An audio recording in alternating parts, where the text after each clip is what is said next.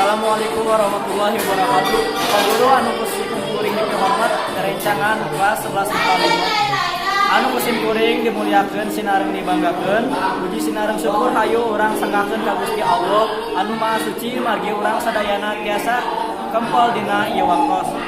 Shalawat sinareng selain mugia diimpah curahkeun ka junjungan alam Kanjeng Nabi Muhammad sallallahu alaihi wasallam.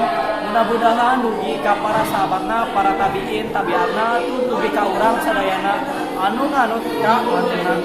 Bapak sinareng sadayana, sim kuring bade nepikeun perkawis pertenang ngamungut bahasa Sunda.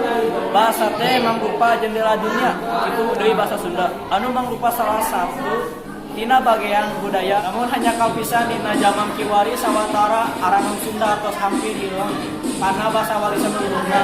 Sadar tahun-tahun mah bahasa nu kabuku di pikares aya di dalam Sunda. Seur jalmi Sunda nu kira ngahargaan kana bahasa saranga tetapi biasa ngakenana maena sareng ngamumukeun bahasa Sunda teh acida priyogina utamina dina bahasa tadi dinten.